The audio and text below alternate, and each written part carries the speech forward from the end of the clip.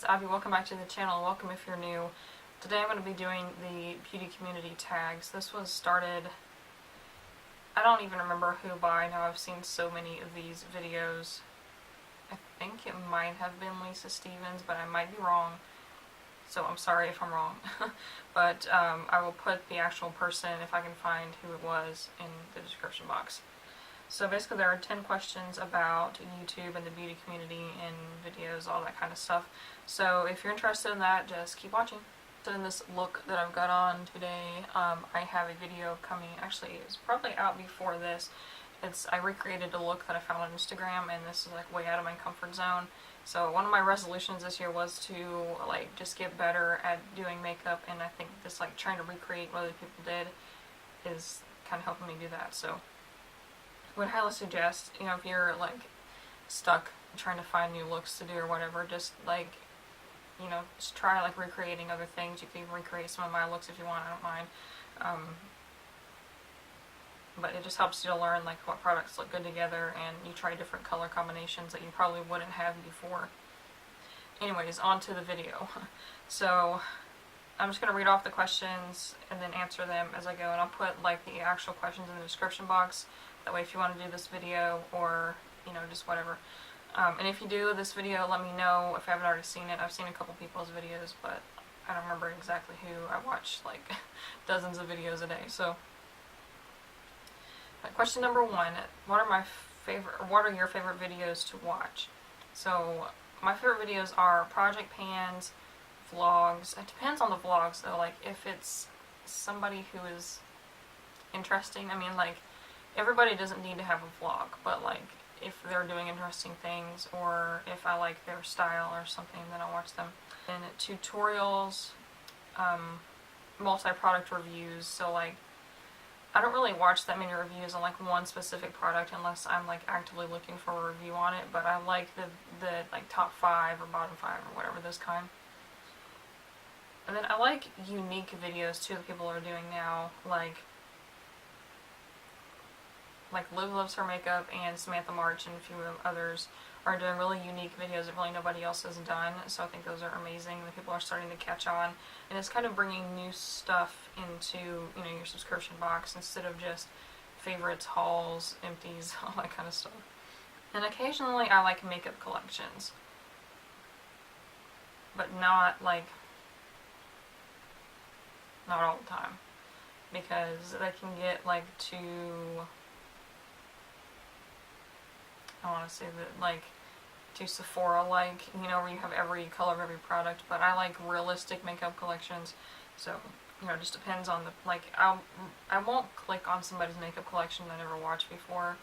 So, like, if I know the person, I know that they, you know, are more mindful of their purchases, and I'll probably look at their makeup collection.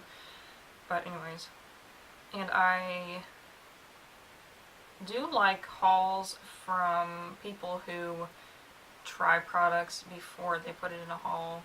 I know I'm guilty of not doing that, but like if it's somebody they just like get home from Sephora and didn't try any of it, and they're like, I got this, I got this, I got this, I got this, and it's like, okay, you didn't even tell me anything about it, you know, at least try it a couple times, you know, what you think, like, first. There's a fine line between trying things and first impressions, so I'll just talk about it in a minute.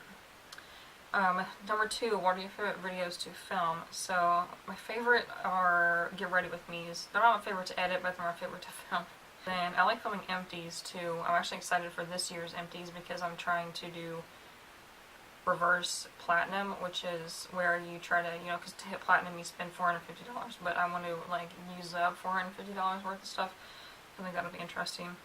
And I like filming haul recaps too, because I feel like a lot of people don't do those that often. Like they'll just do a haul or whatever and then just forget about the products.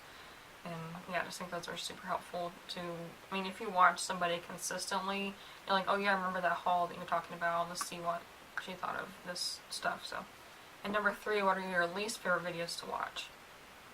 So I don't like PR hauls.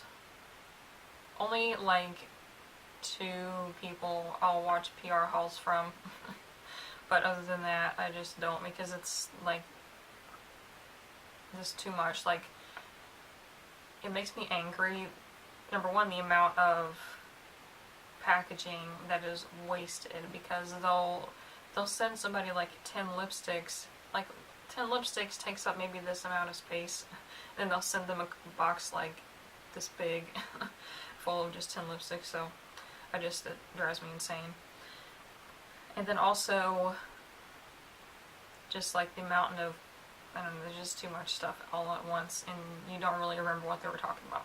And I don't like watching subscription boxes, because the stuff that's in subscription boxes, I feel like you can't really get.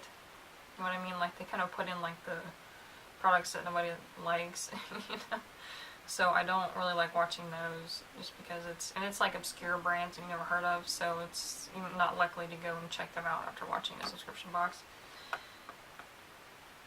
I also don't like first impressions, because, I mean, sometimes I do.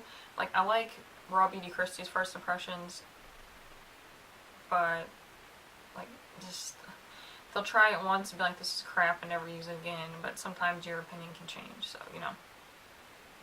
Or they'll use first impressions as, like, clickbait, you know, shock value kind of thing, where they'll be like, this is the worst product ever, when really it's just in the wrong shade.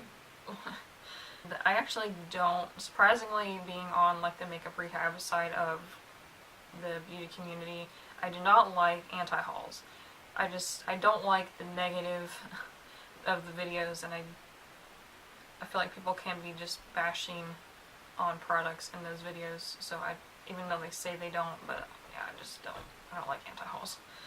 Which they were meant to, like, I've seen Kimberly Clark's anti-hauls, and they were good just to show you that you don't need all these new releases, but now people are taking it way too far by just, like, talking about everything that they did. Like, I'm not gonna buy this, it's stupid, I'm not gonna buy that, you know, if you're not gonna buy it, just don't buy it. Number 4, what is your favorite product? Number 4, what is your favorite part of the beauty community? So, my favorite part is learning about new products, because really, how likely are you to like go to Sephora and find a product that you're interested in without ever hearing about it? So like the beauty community kind of exposes you to new things, which that can also be bad, because you know you like spend more money. But and I just like that, as far as the project painting community that I'm part of, that we encourage each other and try to, you know, we want to see each other succeed instead of being so competitive like the other parts, like who can put up the video the fastest and all that kind of crap. And it makes you more confident in your makeup skills, like I talked about at the beginning of the video. Like, just seeing other people and how they use products, how the products work, it makes you more confident in using it. Number 5, what is your least favorite part of the beauty community? So, this is kind of not directly the beauty community itself, but it's just all of the nasty viewers that the beauty community has. So I don't know if these people are genuinely interested in makeup, or if they're just like coming to be nasty.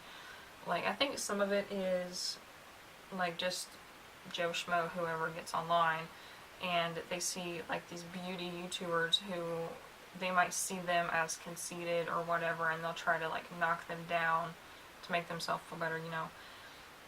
And then like if a beauty guru like Jaclyn Hill, Jeffree Star, whoever breathes the wrong way, somebody's jumping down their throat, and that just drives me nuts. So, and then also, just besides that, like in the actual beauty community itself, just the over materialism, because people like encourage purchasing too much, and then it's like, it's okay if you buy a bunch of stuff, but then you can do a declutter and it's perfectly fine, but that's just not right. And then also the waste, so like all these beauty gurus you see with these huge, like 5 of those Alex drawers, which mine isn't even full of makeup, it's full of other stuff. I mean, that's another thing. But just people who have that much makeup, you know it's not going to get used. They're not going to donate all of that stuff that they're not going to use. Like, it's just going to sit there for them to swatch or to use for videos, and then it gets thrown away. Number 6, what motivated you to start your channel? So I kind of started watching it and thought that it would be good to like be involved and contribute to the beauty community. I'm just wanting to share about products that I found or find new products. Also having someone to talk to about makeup, because like I think my cousin is the only person that's like into makeup, and she lives kind of far away. And then it kind of looked fun too to film and talk about stuff.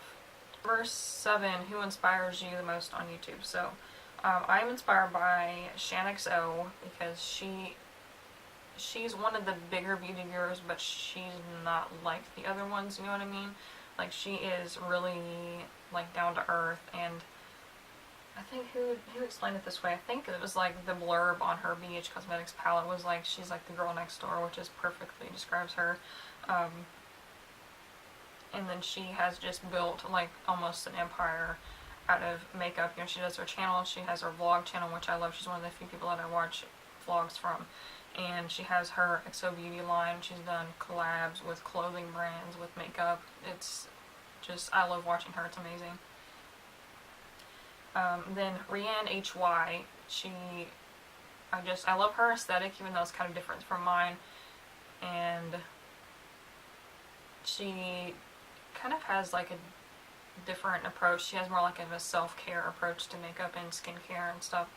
So that admires me, or that inspires me to do better with mine.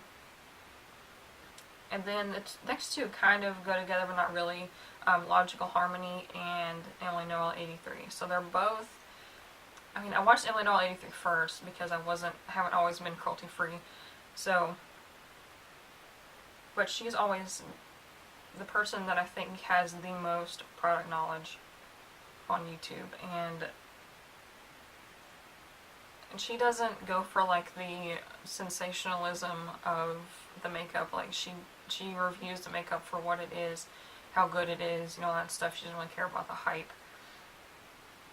And also that side, Logical Harmony, is kind of like the Emily Noel of the cruelty-free side. You know, she does her website, Logical Harmony, which if you're interested in anything cruelty-free, she has a whole list of all the brands that she has personally contacted and to just, you know, verify that they are 100% cruelty-free. So, and then she also like works with them to get product lists of stuff that is vegan. And number 8, what's the one thing that you would change about the beauty community? I would say that I would make it more genuine and not like overhyped, or like, there's a fine line between clickbait and search engine optimization, which I should probably do a whole video about that, but like, I feel like a lot of people don't really know about it. But basically, like, there's clickbait where you're putting something that's not related to the video or not true in your thumbnail or your title to make people click on it. But then there's search engine optimization, which is making a thumbnail and a title that are interesting, that people are searching at that point in time, that are going to get views. So like, if YouTube is your job, obviously you want views because that equals more money. So, you know, there's just a fine line between that, and I wish people would kind of realize that. And number 9, number 1 advice for other creators or new people starting out a channel.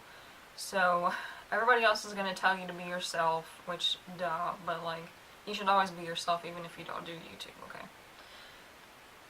But the thing I would say is, don't worry about the numbers, just focus on your content. So like, viewers will come if you have good content. You know, like, say I put out a video and it's not good content really. People will click on it, maybe, yeah, but then they won't stay and they won't subscribe to watch your other videos. So you want to make sure that you're producing good content, so that if somebody comes across your channel or your video, they'll want to subscribe and see more from you because they like your content or your production value. And number 10, what do you love most about YouTube as a whole? I just love the diversity that anybody can go on here and create a channel about pretty much anything. I mean, besides a few things that YouTube is kind of cracking down on, but, you know. Like, even I have a makeup channel, I have an abandoned nail polish channel, and then also have a crochet channel, which all the information for that is down below. I don't know if I ever mentioned it or not, but I just have, like, how-to videos on there and stuff. So, like, you create a channel about anything. Create a channel about scrapbooking, planning.